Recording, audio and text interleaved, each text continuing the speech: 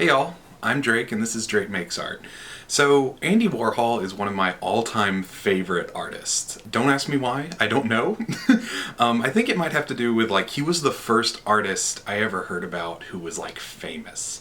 World famous. He was presented to me as this legend of the art world, and I've always just been kind of fascinated by his persona and the way he created art. Throughout his career, Warhol's primary source of income was through creating society portraits. The people around him, his friends, famous people would come to him to get their portraits done.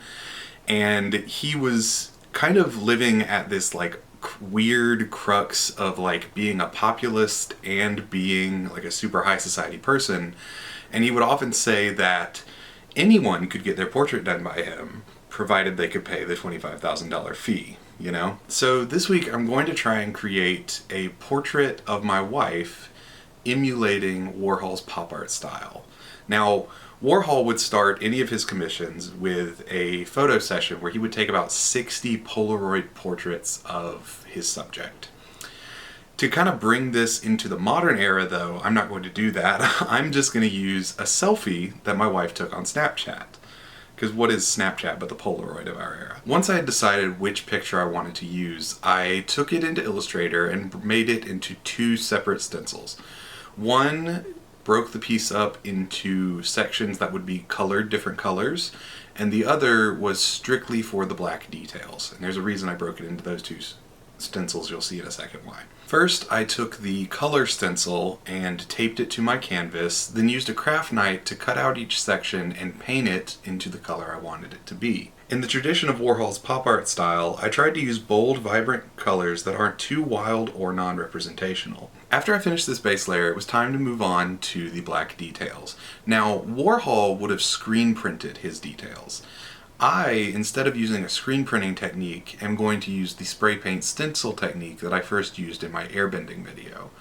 At the end of that video, I said, if I had to do this over again, I think I would maybe try to print the stencil on sticker paper and then stick that to the canvas. So I printed my stencil out on the sticker paper, cut out the areas I wanted to paint, and gave it a nice even layer of spray paint. And so here is the final result. I kind of hated it when I first peeled off the stencil, but then I slept on it and I came back and I kind of love it. It's not perfect, but if you look at Warhol's most famous portraits, they have artifacts of the process in them as well. And so I kind of love the way particularly the black areas, we've got this line up here, which is left over from the stencil. You've got some small faded areas where the spray paint bled over the sides of the stencil. I kind of love those artifacts. I can't wait to hang this up around the house. And I want to get much better at this process, so I'm probably going to do another one of myself, like a self-portrait, so that my wife and I have a matching set.